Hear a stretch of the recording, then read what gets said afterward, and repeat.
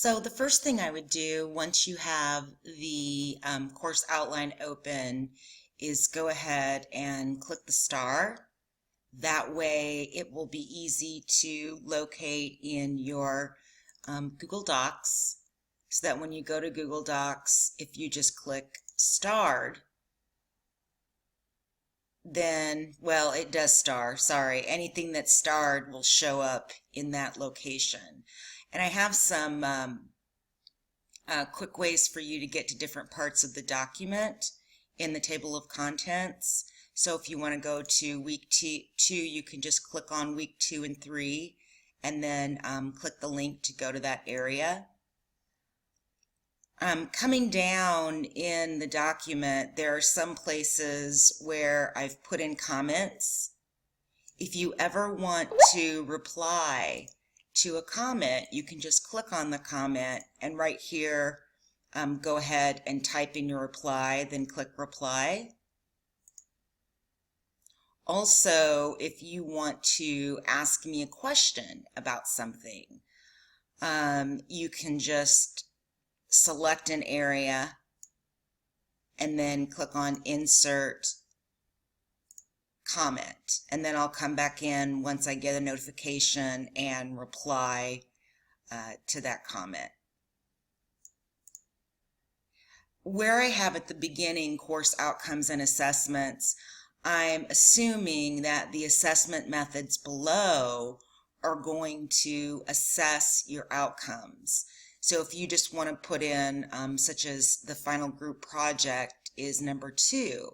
So if you just want to put in number 2 in some areas and then indicate, what week are you assessing this, and then the total points for the assessment. So I understand that this might be this will be the final group project.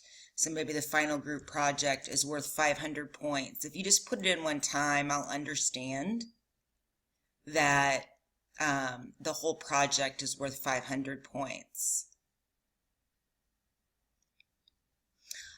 I would start with the weekly outline. So you want to have a title for that week. I did go ahead and put in the topics that you're going to be covering, but I would have a title, and then also for week 1, I indicated what I meant by a description. So you want to provide some context, something that the student can relate to prior to attending the live session. And if you go over to the side of the document, it's basically just a short overview. I would personally look for a short YouTube video that could even illustrate the point further. So go ahead and enter a short description and then, excuse me, also the unit outcomes. The prepare section is how are they preparing for week 1. Read the syllabus.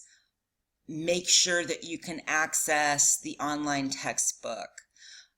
This can also, in later weeks, indicate what readings. So I have all of the web-based readings at the very end of the document. You don't have to put in the full link. You can just say something like greenhouse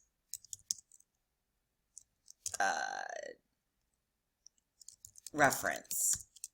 And then what I'll do is I'll prepare for each week, even if it's week 2 and 3, obviously I'll put those together.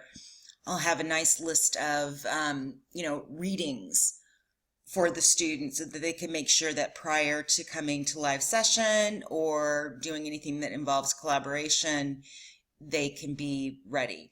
The collaborate is, so you think of it like this. Students are preparing to do something. And the preparing could be, they're going to be participating in discussion. So for right now, if you just want to put in-class discussion, that's fine. But then when we convert this into a completely or almost completely asynchronous format, we can go back and edit this outline and maybe enter a bunch of discussion questions, and the student can select one to reply to. The apply is anything that they're actually doing in order to demonstrate their knowledge. You don't have to have an apply in every section. Probably when we convert to asynchronous format, it's a good idea.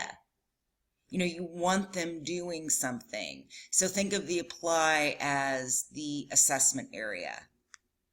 So this is what I would have you start on first. It's just getting through your weeks and figuring out, okay, what are we doing in each week? How are we demonstrating, or how are we having students demonstrating knowledge?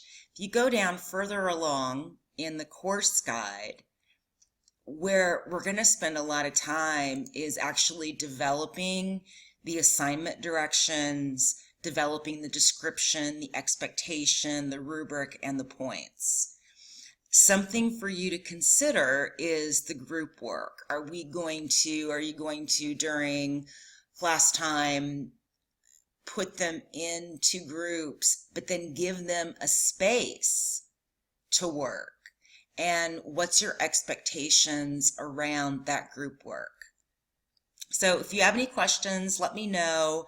The best way to start is just get in and start doing it. So don't overthink it, and let me know if you have any questions. Okay, thanks. Bye.